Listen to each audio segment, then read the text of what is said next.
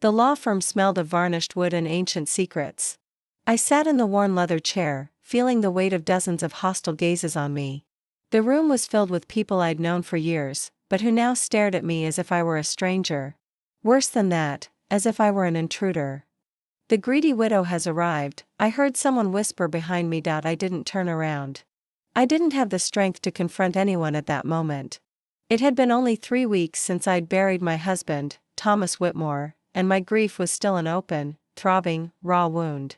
But to these people, his family, his business associates, even some I considered friends, I was just an opportunist who had married a wealthy man and now hoped to reap the rewards. If only they knew the truth, the lawyer, Mr. Harrison Blackwood, a man in his early 60s with perfectly combed gray hair, adjusted his glasses and looked around the room. His expression was neutral, professional, but I caught a flicker of something in his eyes when our gazes met. Compassion? Pity? I couldn't decipher it. "Good morning, everyone," he began, his voice echoing in the tense silence. "Thank you for attending the reading of the late Thomas Edward Whitmore's will. I know this is a difficult time for all of you." Difficult. What an inadequate word to describe the hell I was living. To my right sat Margaret, Thomas's sister. She had always tolerated me more than accepted me, but now her hostility was palpable. Her thin lips were pressed into a hard line, and she avoided my gaze completely. Beside her sat her husband, Richard, a portly man whose fingers drummed impatiently on the arm of his chair. Across the room, Thomas's son from his first marriage, Julian, leaned against the wall with his arms crossed. He was 28, just 5 years younger than me, a fact that had always fueled malicious rumors about my marriage. Julian looked at me with barely concealed contempt. Ever since I met Thomas, his son had been my greatest adversary. Convinced that I was a gold digger, there were others too, cousins, distant uncles, business associates. All there for one reason, to find out how much they would receive from Thomas Whitmore's estimated $50 million fortune, and everyone was convinced that I had manipulated a dying man to get the lion's share. "Before we begin," Mr. Blackwood continued, "I must inform you that Mr. Whitmore was very specific in his instructions. He reviewed this will only 6 months ago, in full mental clarity, something I have documented by 3 independent physicians." I felt a tightness in my chest. 6 months ago. That's when Thomas discovered the cancer had returned, more aggressive than ever. That's when he started preparing for the inevitable, even when I still believed in miracles. "The will be read in full," Blackwood continued, opening a brown leather folder. "Please save any questions or objections for last." He began reading the initial technical terms, the legalese that established the document as Thomas's last will and testament. My hands trembled in my lap, and I clasped them tightly together, trying to maintain my composure. "To my friends and business associates," Blackwood read, "I offer my gratitude for years of partnership. To my loyal employees, I have provided individual bonuses as listed in Exhibit A." There was a murmur of approval in the room. It was typical of Thomas to be generous to those who worked for him. "To my dear sister, Margaret, I leave the Cape Cod estate that belonged to our parents, together with a trust fund of $2 million. Margaret let out an audible sigh, but I could sense her disappointment. She'd expected more. Much more. "To my son, Julian," Blackwood's voice tightened slightly, "I leave my classic car collection, the Aspen estate, and a $5 million trust fund." Julian pushed himself up from the wall, his face flushed. "$5 million? Only $5 million? I'm your only son." "Mr. Whitmore," Blackwood interrupted him firmly, "I ask that you save the questions for last." "That's ridiculous," Julian snapped. "We all know where the rest of them go." "To her." He pointed an accusing finger at me. "The woman who met him only 3 years ago, who clearly married him for his money." The words were like knives. I closed my eyes, trying to block out the pain, but it was useless. "Mr. Whitmore," Blackwood repeated, his voice now edged with steel. "One more interruption and I will have to ask you to leave the room." Julian snorted, but backed away. Crossing his arms again and glaring at me, the lawyer adjusted his glasses and continued. "To my cousins, nieces, and nephews, I have provided individual gifts as listed on Exhibit B, collectively totaling $3 million. More murmurs, some pleased, some clearly disappointed. Then came the moment everyone was waiting for. To my beloved wife, Sophia Whitmore, Blackwood read. And the silence in the room became absolute. My heart was pounding so hard I was sure everyone could hear it. I leave the main mansion in Rosewood, the apartment in Manhattan, the art collection, the jewelry, and a $10 million trust fund. 10 million. The sum echoed in the room like thunder, but I was barely listening. My mind was spinning, calculating. Thomas had a fortune of 50 million. Margaret received 2, Julian 5, the other 3, and I 10. That totaled only 20 million. Where were the other 30 million? The room exploded with indignant voices. 10 million. Margaret stood up, her voice shrill. She gets 10 million while her son, her own flesh and blood, gets only 5? I knew it. Julian was yelling now. I knew she manipulated him. 3 years. She only knew him for 3 years and she gets paid twice as much as me. Other voices joined the chorus of indignation. Accusations flew around the room like poisoned arrows. Fortune hunter. Greedy widow. She must have forced him when he was weak. I wanted to scream that they were wrong, that I loved Thomas more than any of them could understand, that I would have given everything I had for one more day with him. But my voice was stuck in my throat, choked by the tears I refused to shed in front of them. Silence. Blackwood's voice thundered through the room, startling everyone into silence. He rarely raised his voice, and the effect was instantaneous. I'm not finished. He waited until everyone had returned to their seats, although the tension in the room was now almost unbearable. There's more, he said simply. And something in his tone made my stomach turn. He set the main will aside and picked up a thick, sealed envelope. It was heavy cream paper, sealed with red wax. I recognized it immediately, the Whitmore family seal, used only for the most important documents. Mr. Whitmore gave me specific instructions, Blackwood explained, turning the envelope over in his hands. This envelope contains additional instructions that should be read only after the main will. He insisted that all beneficiaries be present to hear its contents. My heart raced. Thomas had never mentioned an extra envelope. What else had he planned? Blackwood carefully broke the seal and removed several sheets of paper. He examined them briefly, and for the first time that afternoon, I saw genuine emotion cross his professional face, surprise. This is extraordinary, he murmured, more to himself than to us. For God's sake, man, just read it. Richard burst out from the chair next to Margaret. Blackwood looked up, nodded, and began to read. If you're hearing this, it means I'm gone, and it also means there have probably been a lot of harsh words said in the room today. He read, and I instantly recognized Thomas's conversational tone, as if he were right there with us. I know my family. I know what you're like. And I imagine my dear Sophia has been subjected to considerable cruelty today. Tears finally escaped my eyes. Even in death, Thomas was protecting me. So let me make a few things clear, Blackwood continued. Sophia didn't manipulate me. She didn't seduce me. She didn't marry me for the money. In fact, she refused to marry me 3 times before finally accepting. Because she was worried about this very moment, about what all of you would think and say. Margaret snorted in disbelief, but I barely heard her. Thomas's words wrapped around me like a hug. Sophia doesn't know this, but I knew about the cancer before we even met. I had 5 years to live at most, the doctors said.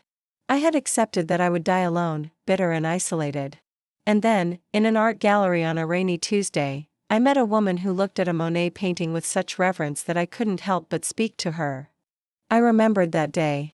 I remembered the tall, distinguished man who had made a clever comment about water lilies that made me laugh for the first time in months after my own mother's death. She didn't know who I was. The reading continued. She didn't know the name Whitmore, she didn't care about wealth or status.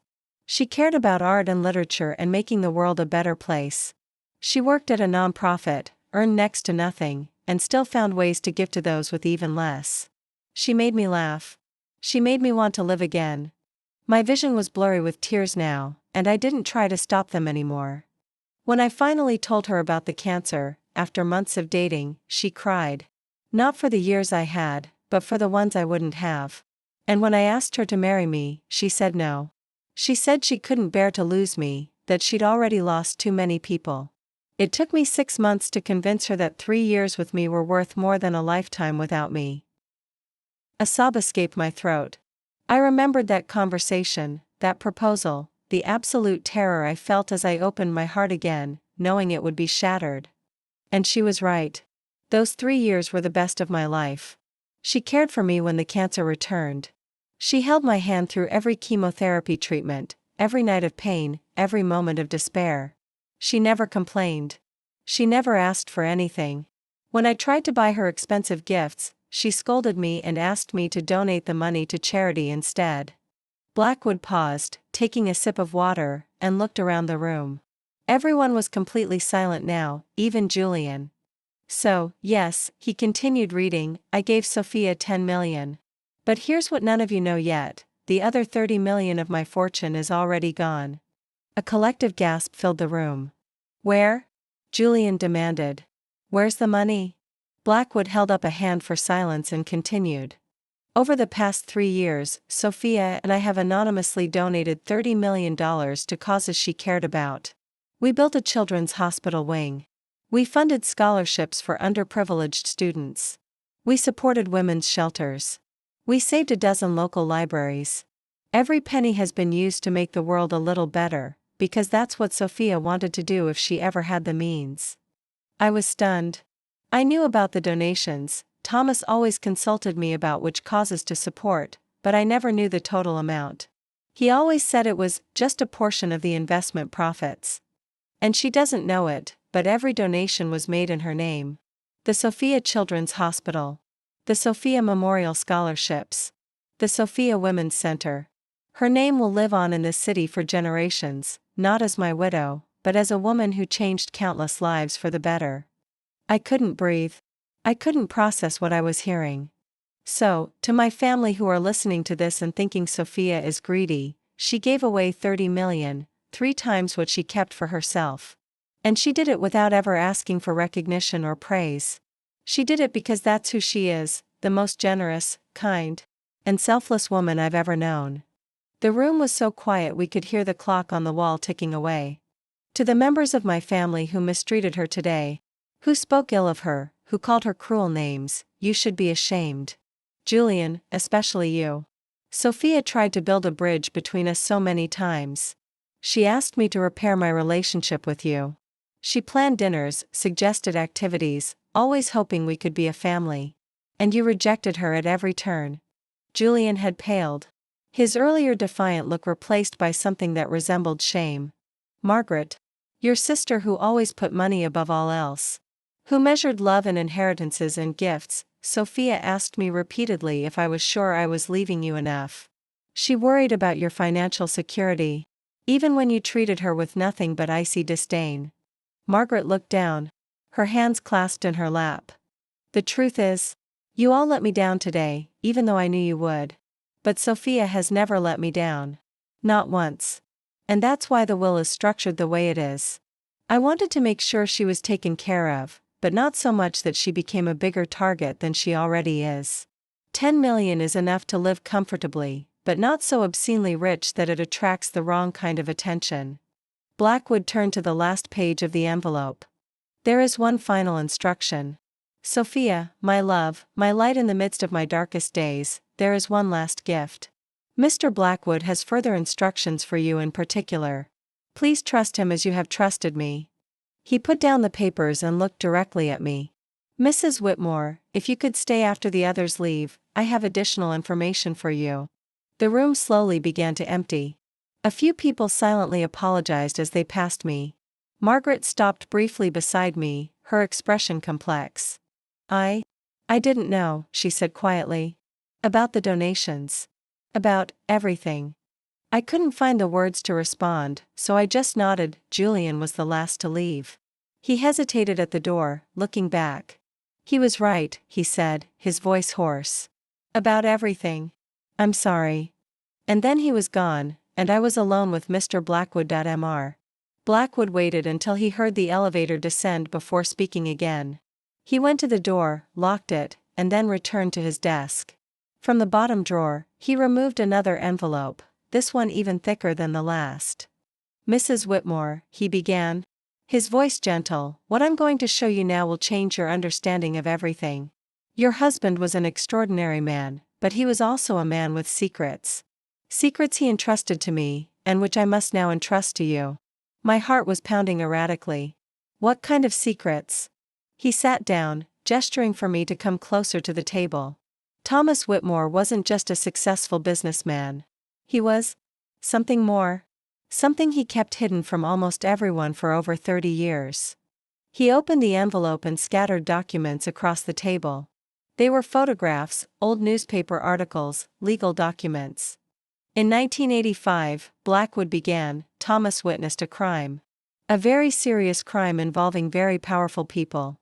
He was young then, only 23, fresh out of college, working in his first job in finance. He slid an old photograph toward me. A young Thomas, almost unrecognizable without the lifelines and concern I'd known, smiled for the camera at a corporate event. What did he see? I asked, my voice barely above a whisper. Money laundering on a massive scale. Connections to organized crime. Corruption that went all the way to the highest levels of government. And he didn't just see it, he gathered evidence. Blackwood slid over more documents. Bank statements, internal memos, photographs of secret meetings. But he didn't go to the authorities right away. Thomas was smart. He knew that if he exposed what he knew too soon, he would be killed before he could testify. So he painstakingly gathered evidence over 2 years, created backup systems, established security measures. And only then, in 1987, did he go to the FBI. I never knew that, I breathed. He never mentioned, he couldn't, Blackwood interrupted gently. Because even after the people were arrested, even after the trials were over, he was still in danger. He received countless death threats. There were 2 assassination attempts. He slid a police report toward me, and I froze as I read the details. A bomb in his car that failed to detonate due to a device malfunction. A sniper who missed by inches because Thomas bent down to tie his shoe at just the right moment. He lived under federal protection for 3 years, Blackwood continued. And even after his official protection ended, he never completely let his guard down. That's why he built his fortune so quickly, not just because he was smart in business, but because he knew that money meant security. It meant being able to hire his own bodyguards, live in safe places, have options if he needed to disappear. My mind was racing. I thought of all the little quirks about Thomas that I'd noticed but never fully questioned. His insistence on certain security protocols. His reluctance to discuss his past in detail. The times he seemed watchful, cautious. But why did he tell me this now? I asked. Now that he's gone? Blackwood took a deep breath. Because there's something else, Sophia. Something Thomas discovered in his final months. Something that troubled him deeply. He pulled out a more recent document, dated just 4 months ago. The people he helped put in prison, Blackwood said, many of them were released over the years. Some died. But some never forgot. And Thomas discovered, through contacts he had in law enforcement, that there was a new lease on his life. I felt the blood drain from my face. A contract? You mean, a contract killing, yes. But Thomas was already dying. The cancer would take him before any assassin could. And in a perverse way, it protected him. Why risk killing a man who was dying anyway? Then he was safe, I said, trying to find some comfort in that. He was, Blackwood agreed. But, Sophia, you're not. The words hung in the air like a sentence. What? The contract wasn't just about Thomas. It was about erasing his legacy. That meant anyone who might continue his work. Anyone who had his information. And especially, he paused. His wife. I couldn't breathe. The room felt like it was spinning. Thomas spent his last months protecting you, Blackwood said quickly. That's why he structured his will the way he did. That's why he gave so much away. He didn't want you to be seen as excessively wealthy. Excessive wealth attracts attention. But he also established something else. He slid a final set of documents toward me.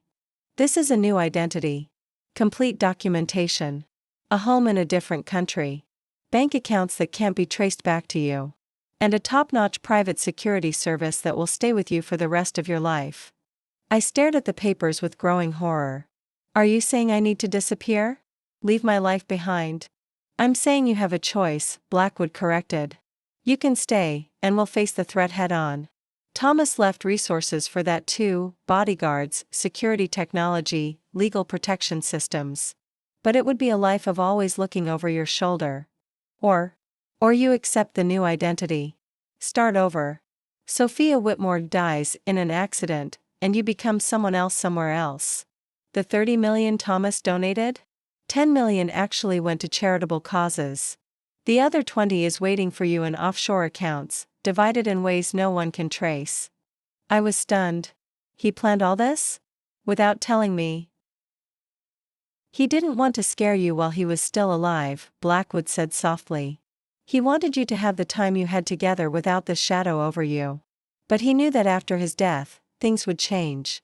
The people who wanted him dead would grow bolder. And he couldn't leave this world without making sure you were protected. Tears were streaming down my face again, but this time for completely different reasons. Thomas had orchestrated everything: the will, the donations, even his own narrative, to protect me. How long do I have to decide? I asked. You can take all the time you need, Blackwood replied.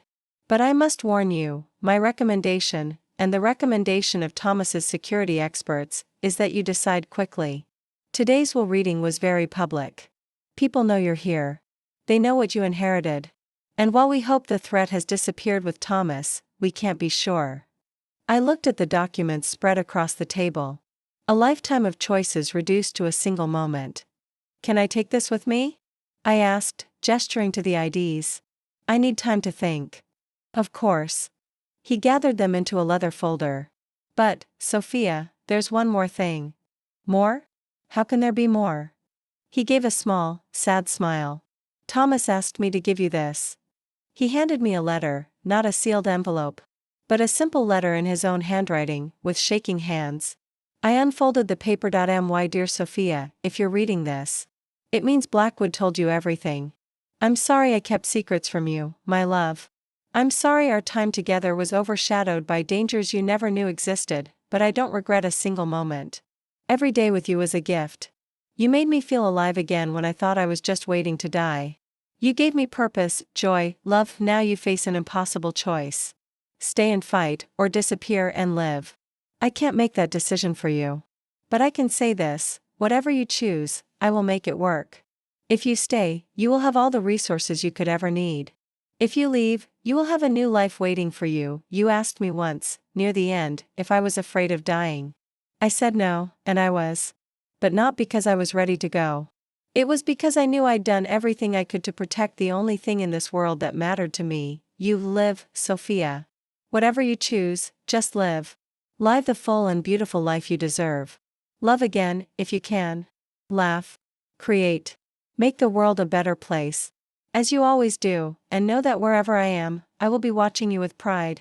Marveling at my good fortune to have met you. Forever yours, Thomas. I folded the letter carefully, holding it to my heart as the tears fell freely. He really loved you, Blackwood said quietly. In all my years as a lawyer, I've never seen a man do so much to protect someone. I know, I whispered. And I loved him too.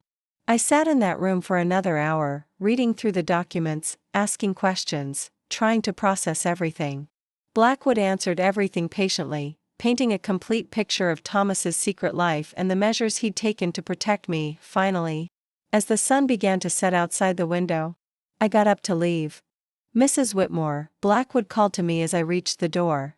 Whatever you decide, know that Thomas chose well. He knew you would be strong enough to endure it.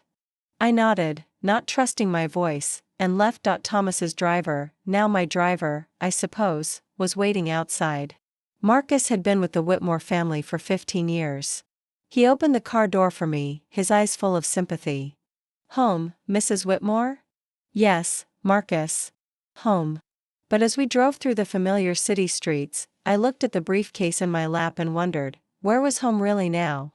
The next few days passed in a blur.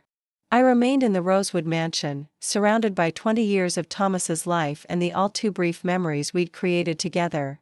Every room told a story. The office where he worked late, insisting I sit and read while he finished conference calls, just to be near me. The library where we spent rainy Sundays discussing literature. The conservatory where he insisted on learning to paint with me, despite having no talent whatsoever, and now, everything was tainted by Blackwood's revelation. Every memory had a shadow now, a knowledge that while I thought we were building a simple life together, Thomas was orchestrating a complex protection operation around me. I should have been angry. I should have felt manipulated, kept in the dark. But all I could feel was a deep sadness and an even deeper love. Thomas had carried this weight alone so I wouldn't have to. On the third night after the will reading, I sat on the porch with a glass of wine, watching the sun set over the meticulously maintained gardens. Blackwood's briefcase was on my lap, and for the 100th time, I reviewed the options. Option 1, stay. Hire the security team Thomas had arranged. Live my life, but always vigilant, always looking over my shoulder. Continue the philanthropic work we had started together, but under constant scrutiny and potential danger. Option 2, disappear. Become Elena Rossi, an Italian art teacher living in a small village in Tuscany. Leave everything behind, the house, the memories, the Whitmore name. Start completely over with the 20 million stashed away Thomas had set aside. It wasn't really a choice between safety and danger.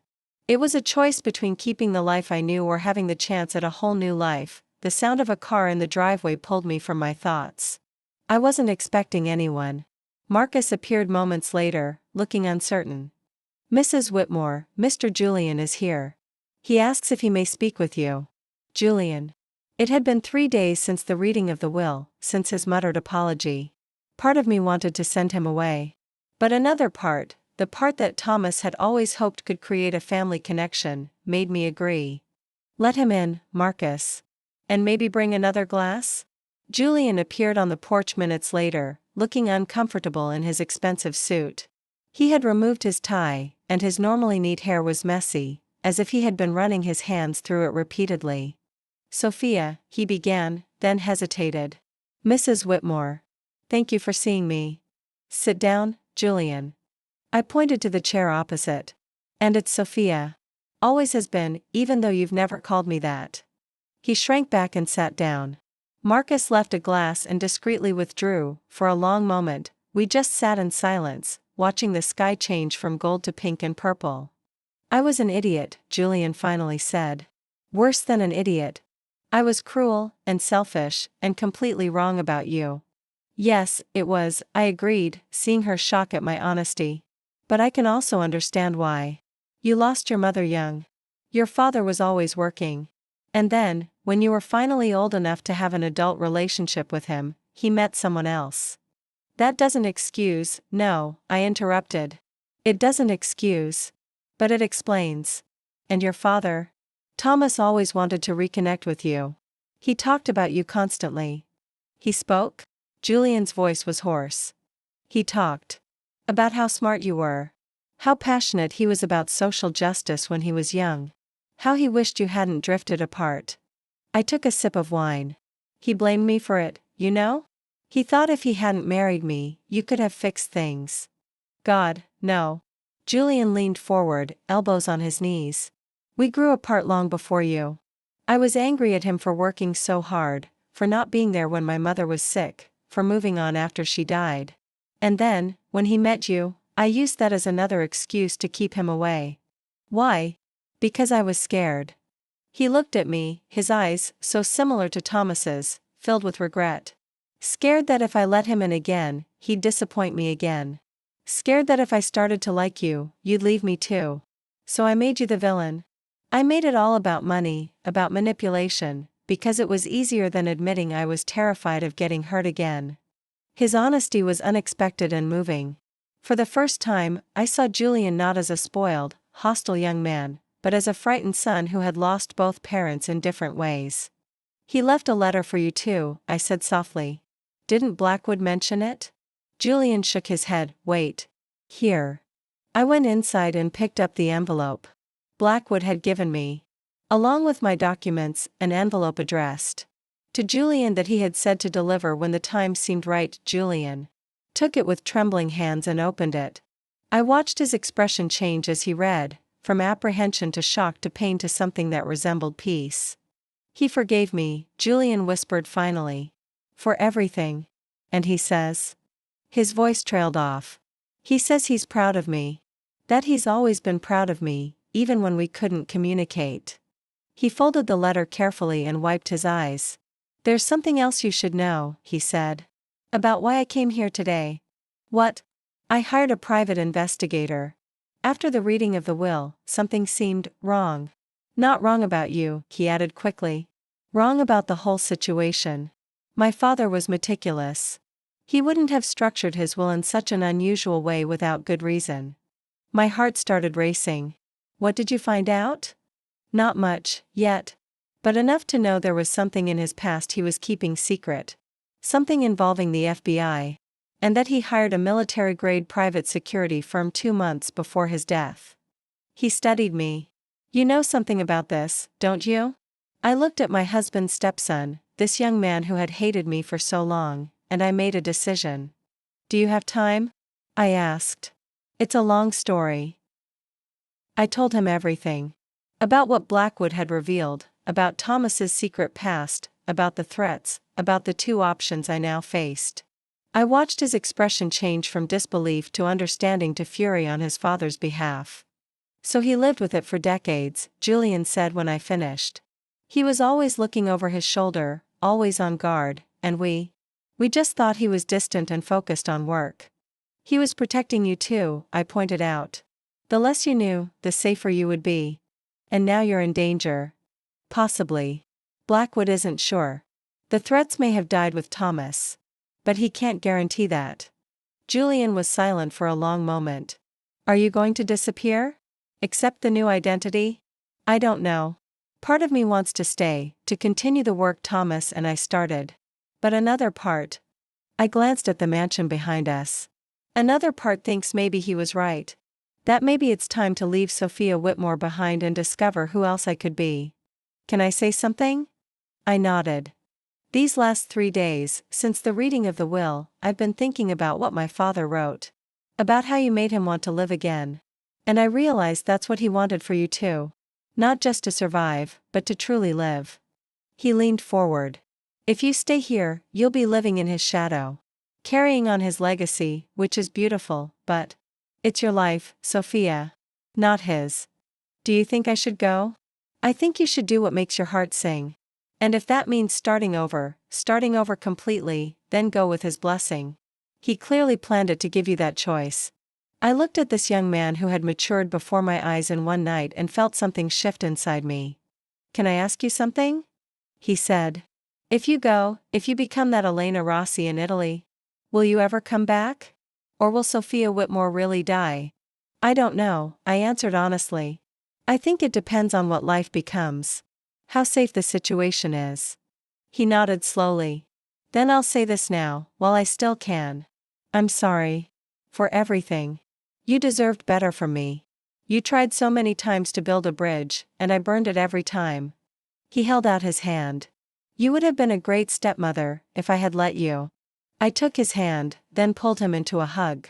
He stiffened for a moment, then hugged me back, and we stayed like that as the first stars began to appear in the darkening sky. He loved you, I whispered. So much. Never doubt that. I know. And he loved you. That's clear now.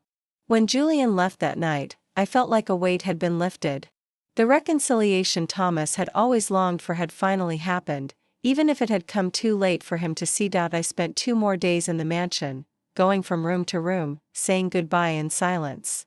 I picked up small things, photographs, one of his old shirts that still smelled of him, the book of poetry we'd read together. Things that could come with me, no matter which path I chose. On the morning of the 6th day after the reading of the will, I woke up with absolute clarity. I knew what I had to do. I called Blackwood. I've decided, I said when he answered. There was a pause. And? I want the new identity. I want to disappear. I heard him let out a sigh, of relief or regret, I couldn't tell. Are you sure? Absolutely. But I have conditions. Tell me. First, the 10 million I officially inherited? I want to donate it all. Quietly, anonymously, to the same causes Thomas and I support.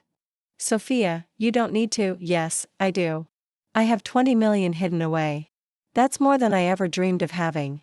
The other 10 must do good. That's what Thomas would have wanted. Very well. I'll arrange that. What else? Second, Julian. He's trying to find out more about his father's past. Help him.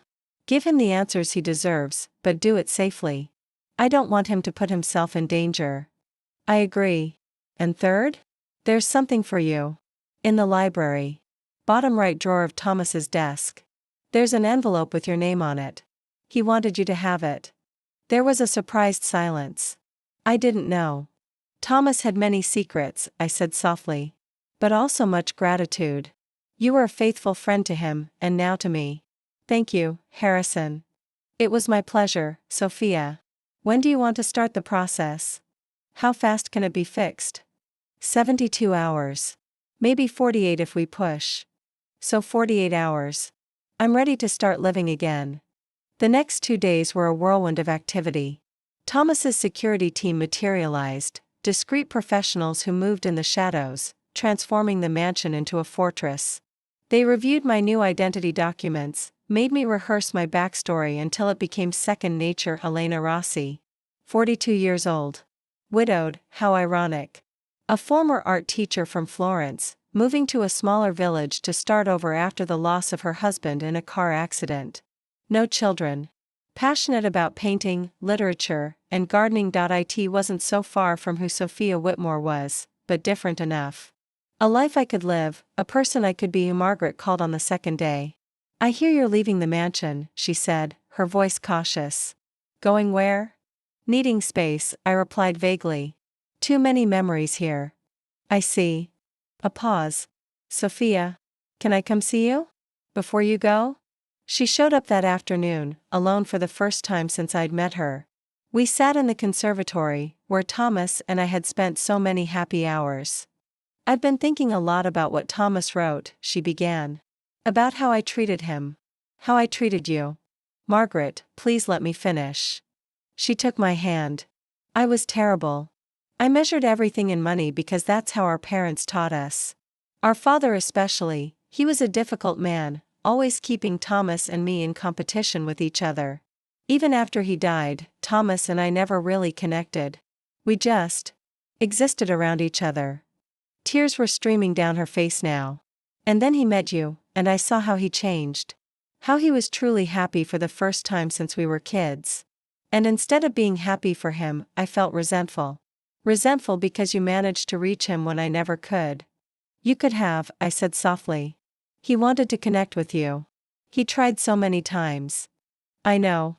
I see it now. And now it's too late. It's not too late to move on, I offered. To let go of the resentment. She smiled through her tears. You're too generous. Just like Thomas said. She got up to leave, then hesitated. Sophia? Wherever you go, whatever you do. Be happy. You deserve that. And Thomas would have wanted that. After she left, I cried for the first time since reading the will. Not tears of sadness, but tears of release. The relationships that had been broken for so long were being healed, even as I prepared to leave them behind. On my last night as Sophia Whitmore, I went to the cemetery alone. The security guards kept their distance, giving me privacy as I stood before Thomas's headstone. So that's it, I said quietly, kneeling in the grass. I'm accepting your offer. I'm letting it all go. The wind blew through the trees, and for a moment, I imagined it was his answer. You were right, I continued. About everything. About how your family would react. About how I would need a way out. You were always protecting me, even when I didn't know I needed protecting. I traced the letters of his name on the cold stone. But you were wrong about one thing. You said you were lucky to meet me. Thomas, I was the lucky one. You gave me 3 years of the purest, deepest love.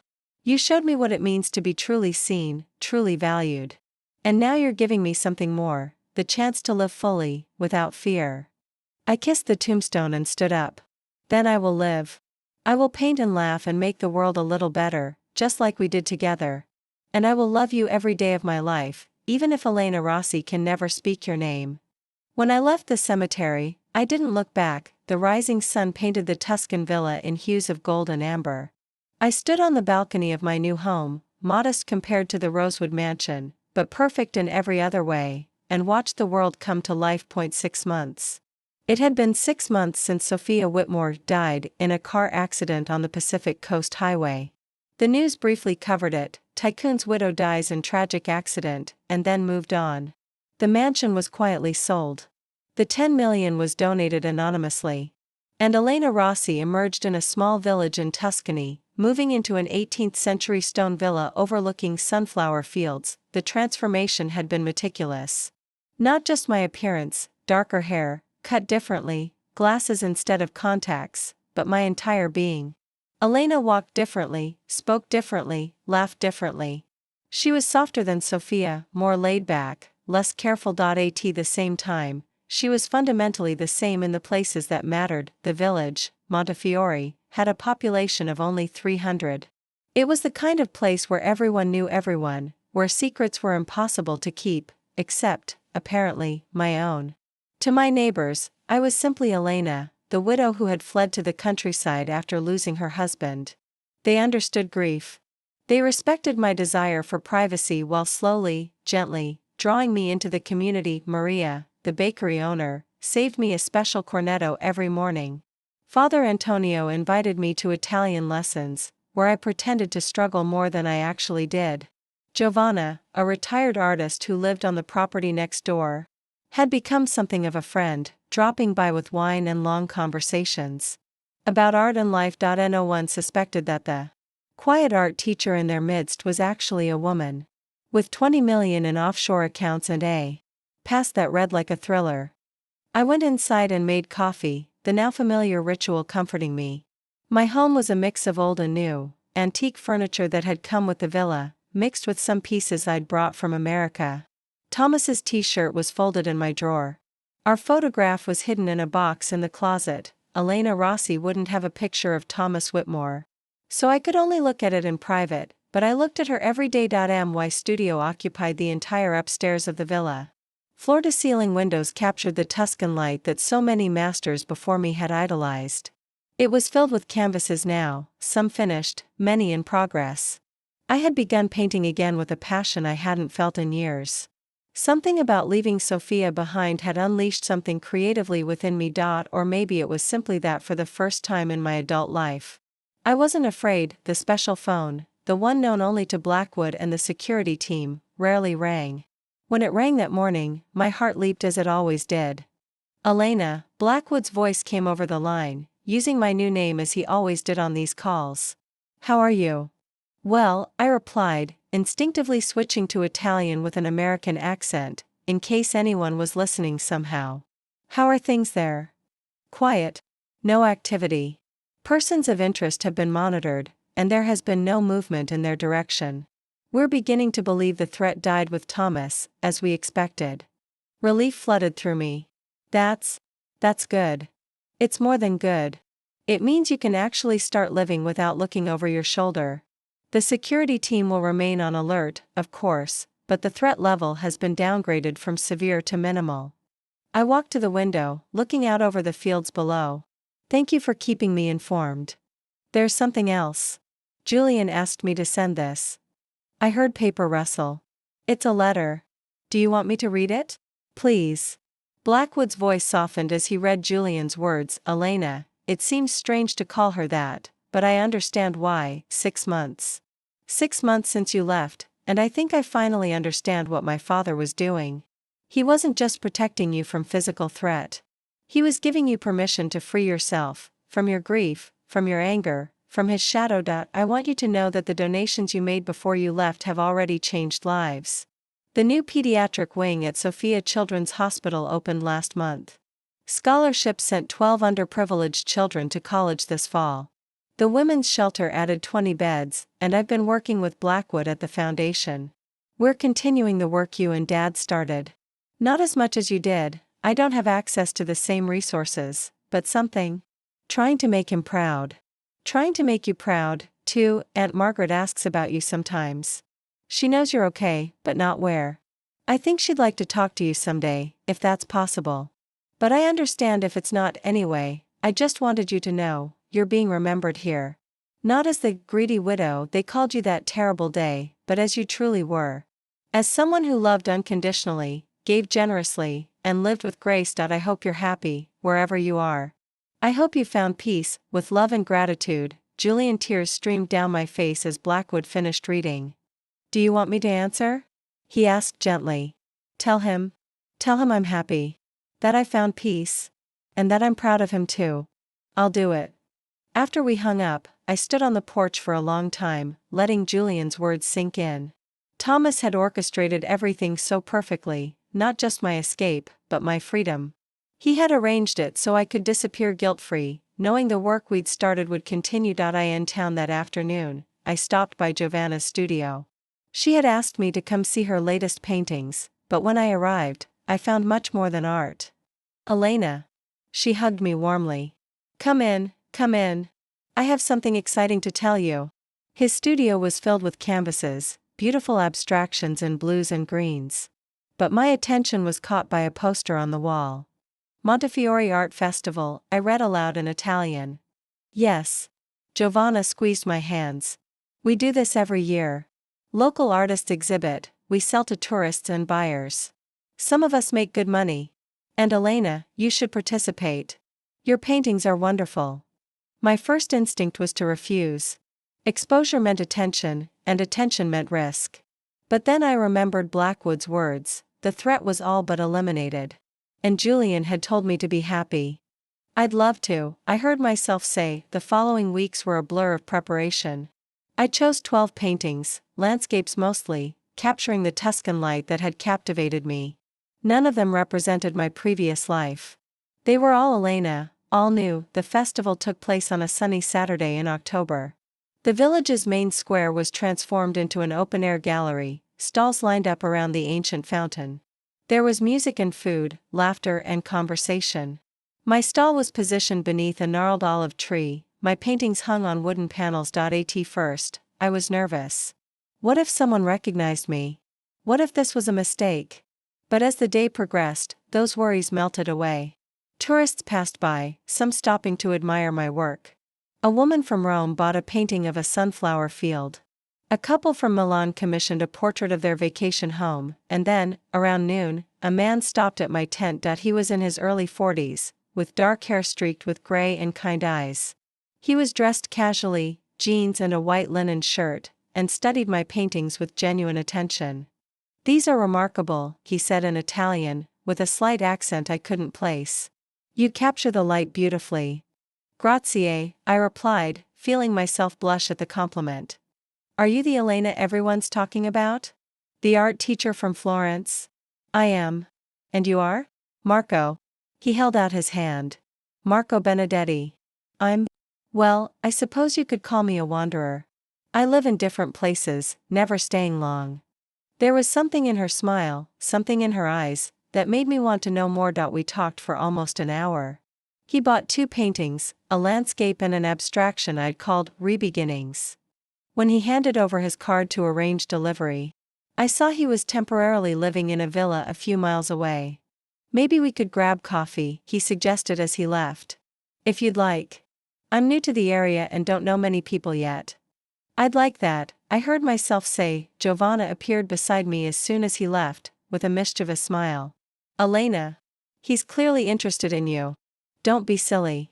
We just talked about art. My dear. She shook her head. I'm old, but I'm not blind. That man looked at you the way a man looks at a woman who intrigues him. And you were actually smiling for the first time since I met you. Was it true? Had he even forgotten what that kind of attention felt like? That night, I sat on my porch with wine and Thomas's letter, the one he'd left with Blackwood, the one I reread whenever I needed guidance. Live, Sophia. Whatever you choose, just live. Live the full and beautiful life you deserve. Love again, if you can love again. Could I? Should I? Marco called me 3 days later, and we met at a small cafe overlooking the valley. We talked for hours, about art, about travel, about the strange twists and turns life takes. He was easy to talk to, genuinely interested in what I had to say. You lost someone, he said at one point, not as a question. How do you know? I recognize that. I lost it too. My wife, 4 years ago. Cancer. My heart sank. I'm sorry. Me too. But I've learned that grieving doesn't mean stopping living. It means carrying that love with us while making room for new experiences. He smiled sadly. Though that's easier said than done. We met again a week later. And again 2 weeks after that. It wasn't romance, not yet. It was friendship, connection, the slow discovery that maybe we weren't meant to be alone forever. On our fourth date, we walked through the olive groves near my villa. The sun was setting, painting the sky in shades of pink and orange. Can I ask you something? Marco said suddenly. Of course. Sometimes you seem haunted. Like you're carrying something heavy you can't share. He held up a hand when I started to protest. I'm not asking you to tell me. We all have secrets, parts of ourselves we keep private. I just want you to know that whatever it is, it doesn't scare me. I stopped walking, studying his face in the golden light. There was honesty there, and kindness, and something else, recognition. As if he, too, carried secrets. What if I told you, I began slowly, that Elena Rossi isn't my real name? That I'm here because it wasn't safe to stay where I was? He didn't seem surprised. Then I'd say Marco Benedetti isn't the name on my birth certificate either. And I understand perfectly well about security and new beginnings. My heart raced. Are you? Witness protection, he said calmly. 6 years ago. I reported on government corruption in my homeland. It was? He paused. It was complicated. My wife died before we could enter the program together. So I've been living like Marco, moving every few years, never staying long enough to make real connections. I looked at him with new understanding. Here was someone who understood. Someone who knew the weight of living a lie. The isolation of not being able to share your true story. So we're two strangers, I said softly. Pretending to be other people, trying to figure out how to live again. Or maybe, he offered, taking my hand, we're two real people who had to leave old names behind. But who now have the chance to be authentic with each other. That night, for the first time since Thomas's death, I felt my heart open to the possibility of something new. Not a replacement for what I'd lost, it could never be that, but something different. A chance to love again, differently, with someone who understood the complexity of a life lived in layers. The months passed in a succession of golden days. Marco and I became inseparable, painting together, cooking together, sharing stories we could tell and respecting the silences about those we couldn't. He never pressed me for details about my past, and I didn't press him about his. It was enough to simply be present with each other. Giovanna, of course, was delighted. I told you he was interested. She boasted every time she saw us together. At Christmas, a year after I left my life as Sophia behind, Marco showed up at my door with a small package. It's not much, he said, sounding suddenly nervous. But I unwrapped it to find a simple olive wood frame. Inside was a photograph he had taken of me painting in my studio, so absorbed in my work that I hadn't noticed him there. The light from the windows created a halo around me, and my expression was one of pure, peaceful concentration. You seem happy here, he said quietly. Truly happy. And I want you to know that whoever you were before, whoever you were forced to leave behind, that person, this Elena, she's real too. She's no less real just because she was born of necessity. Tears filled my eyes. How do you know exactly what to say? Because I needed to hear the same things once. And because? He hesitated. Because I'm falling in love with you, Elena. Or whatever your real name is. I'm falling in love with the woman you are. Not the past you had to leave behind. I kissed him then. My answer given without words. That night, after he left, I called Blackwood on the secure phone. I need to tell you something, I said. I met someone. There was a pause. Elena, you know you can't reveal, I know. And I haven't revealed it. But Harrison, he's in witness protection too. He understands. And I think I'm ready to really move forward. But I don't want to do it without making sure it's safe. Let me check, he said, and I could hear him already typing. Marco Benedetti, correct? Temporarily residing at Villa Collina. Try. I will get back to you within 48 hours. It was the longest 48 hours of my life. But when Blackwood called back, I could hear the smile in his voice. He is who he says he is. A former investigative journalist from Milan, he exposed a government bribery scandal in 2019. He entered protection after multiple attempts on his life. His wife, Isabella, died of lung cancer before they could be relocated. He was considered low risk. Relief flooded through me. So it's real. He's real. Yeah. And Elena? Thomas would be happy for you. You know that, right? I know, I whispered. I finally know. Spring arrived, bringing fields full of wildflowers and new possibilities. Marco suggested a trip, just a week, to the coast. Somewhere unknown, where we could just be ourselves. We went to a small seaside village where no one asked names or stories. We spent our days walking along the beach, fingers intertwined, talking about futures instead of pasts. What do you want? Marco asked one night as we watched the sun set over the Mediterranean. Not what you think you should want, or what anyone else would expect. What do you really want? I considered the question. What did I want? I want to keep painting, I said finally. I want to help people, but quietly, without recognition. I want gardens full of flowers and windows full of light. I want laughter and deep conversations and quiet nights. I paused. And I want you. I want to see where this can go. Even though we know we're both living borrowed lives, that we'll always have parts of ourselves we have to keep hidden.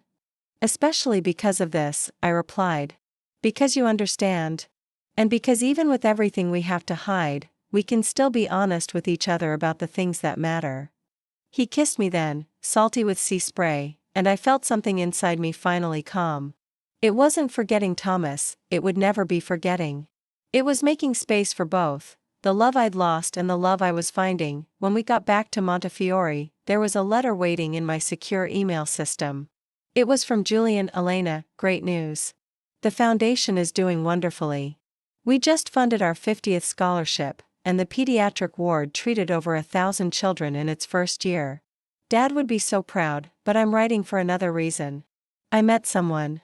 His name is David, and he's a professor at the university.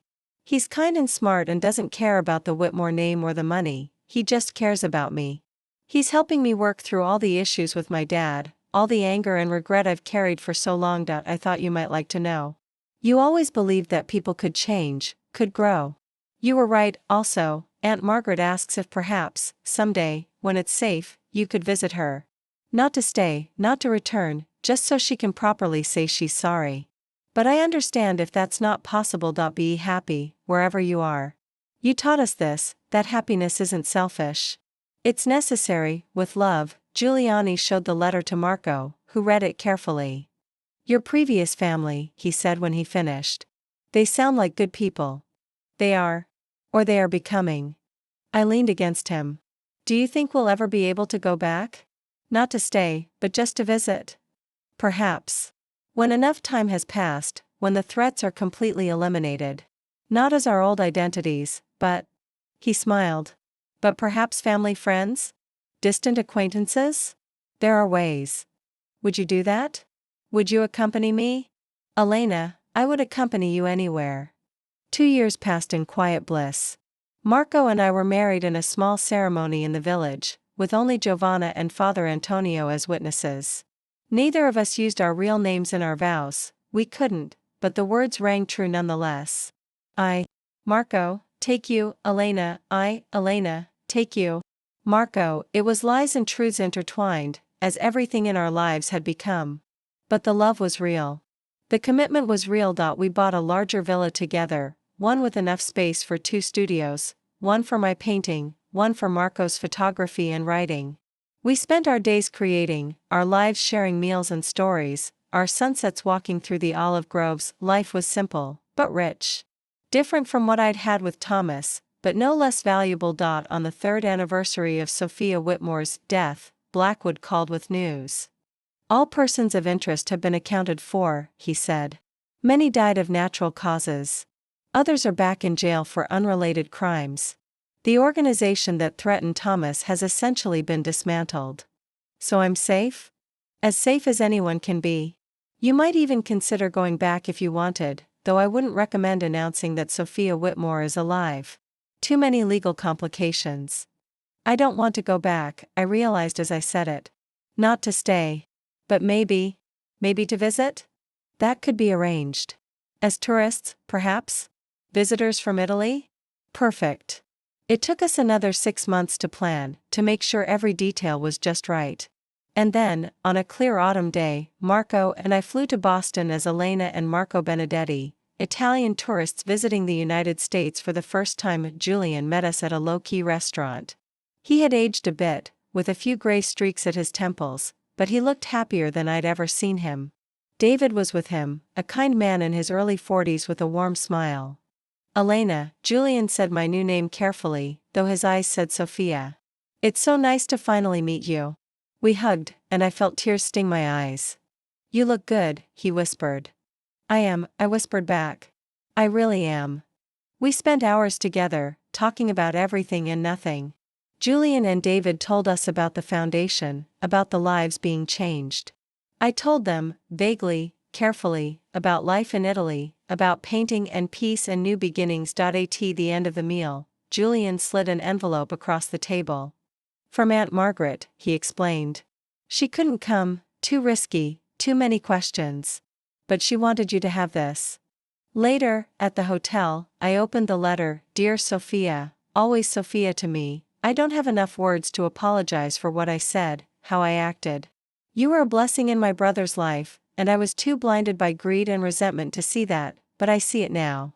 I see it in the work the foundation does. I see it in the lives changed in your name. I see it in the love Julian speaks of you, even now. Thank you for giving Thomas happiness in his final years. Thank you for showing me that it's never too late to change. And thank you for forgiving me, even though I don't deserve it. Be happy, wherever you are. You deserve every day of sunshine and joy. With love and regret, Margaret. I folded the letter carefully, adding it to the box of memories I kept hidden in my closet. Are you okay? Marco asked, wrapping his arms around me. I am. It's just closure, I guess. The last piece falling into place. We visited the cemetery before leaving, going early in the morning when few others would be around.